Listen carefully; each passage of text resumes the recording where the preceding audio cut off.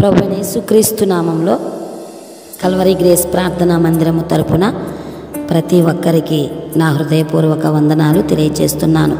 అందరూ బాగున్నారా? ఈరోజు ఉదయకాలపు దేవుని మాట అపోస్తులుడైన పౌలు రోమీయులకు రాసిన పత్రిక 12వ అధ్యాయము 11వ వచనం. ఆసక్తి విషయంలో మాంద్యులు కాక ఆత్మయందు తీవ్రత గలవారై ప్రభువును సేవించుడి. చైనా దేశంలో భక్తి కలిగిన కుటుంబంలో పుట్టిన ఎరిక్ లిడెల్కు చిన్నప్పటి నుండి ఆటలు అంటే చాలా ఇష్టం.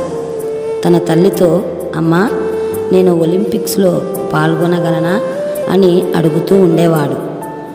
ఎరిక్ పరుగు పందెంలో ఎంతో ప్రావీణ్యత సంపాదించాడు. గోల్డ్ మెడల్ కూడా సాధించాడు. ఎరిక్ చిన్ననాటి కల ఒలింపిక్స్లో పాల్గొనాలి, ఆడాలి. అయితే ఆ ఒలింపిక్స్లో పాల్గొనడానికి అవకాశం వచ్చింది. అది ఆదివారం రోజు వెళ్ళి ఒలింపిక్స్లో పాల్గొనాలి. ఎరిక్ చెప్పిన మాట, నేను ఆదివారం ఆడను. ఎందుకు అంటే ఆ రోజు నేను దేవుని మందిరానికి వెళ్ళే రోజు. ఆ రోజు నాకు చాలా ప్రాముఖ్యమైన రోజు.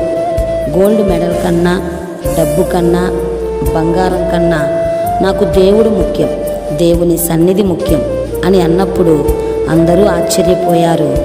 దేశద్రోహి అని ముద్ర కూడా వేశారు. అయినా ఎరిక్ ఆదివారం వెళ్ళలేదు, ఆడలేదు. తర్వాత మరొకసారి ఎరిక్కు ఒలింపిక్స్లో పాల్గొనే అవకాశం వచ్చింది. ఆడాడు, గెలిచాడు. ఎప్పుడూ 100 మీటర్లు, 200 మీటర్లు మాత్రమే పరిగెత్తే అతను ఆ ఒలింపిక్స్లో 400 మీటర్లు పరుగు పందెంలో గెలిచి అందరినీ ఆశ్చర్యచకితుల్ని చేశాడు ఎరిక్ లిడెల్. ఎరిక్ తన చిన్నప్పటి నుండి ఒలింపిక్స్లో పాల్గొనాలి అని ఎదురు చూశాడు.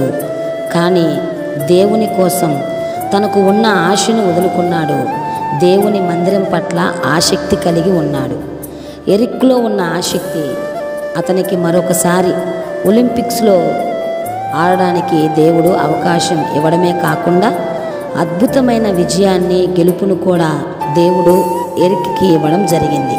ప్రియ సహోదరి, సహోదరుడా, డబ్బు, సంపాదన, పేరు ప్రఖ్యాతలు, హోదా, గౌరవం, మంచి భవిష్యత్తు ఇవి ఎవరైనా పొందాలి అని అంటే మొదట దేవుని పట్ల, మందిరం పట్ల, ప్రార్థన, వాక్యము వీటి పట్ల ఎవరైతే ఆసక్తి కలిగి ఉంటారో తప్పకుండా దేవుడు వారిని హెచ్చిస్తాడు అని చెప్పడంలో ఏమాత్రం సందేహం లేదు. ఐథియోపియాల రాణి అయిన కందాకే క్రింద ఒక నపుంసకుడు ఆర్థిక మంత్రిగా, ఫైనాన్షియల్ మినిస్టర్గా ఆ స్థితిలో అతను ఉండడానికి గల కారణం, ఆ నపుంసకుడు ప్రయాణం చేస్తూ కూడా యెషయా గ్రంథము చదువుతూ వాక్యం పట్ల అతనికి ఉన్న ఆసక్తిని కనబరుచుటను బట్టే అతను ఆ స్థితిలో ఉన్నాడని చెప్పవచ్చు. ప్రియా దేవుని బిడ్డలారా, ఒకప్పుడు మందిరానికి వెళ్ళుటలో, వాక్యం చదువుటలో, ప్రార్థించుటలో, పరిచర్య చేయుటలో ఆసక్తి కలిగి ఉన్న నీవు ఇప్పుడు నీ కుటుంబ పరిస్థితుల పట్ల, ఆర్థిక ఇబ్బందుల వల్ల, నీకు ఉన్న అనారోగ్యం, అప్పుల వల్ల ఆసక్తిని కోల్పోతే ఎరిక్ నపుంసకుడు వీరిలో ఉన్న ఆసక్తిని బట్టి వారిని దీవించిన నా దేవుడు నీవు ఆసక్తి కలిగి జీవించినట్లయితే నిన్ను, నీ కుటుంబాన్ని తప్పక దేవుడు దీవించగలడు. మరి ఆసక్తి విషయంలో మాంద్యులు కాక ఆత్మయందు తీవ్రత గలవారై ప్రభువును సేవిద్దాం. మన కుటుంబాలను ఫలభరితంగా మార్చుకుందాం. దేవుడు మిమ్మును, మీ కుటుంబాలను దీవించునుగాక. Amen. God bless you all.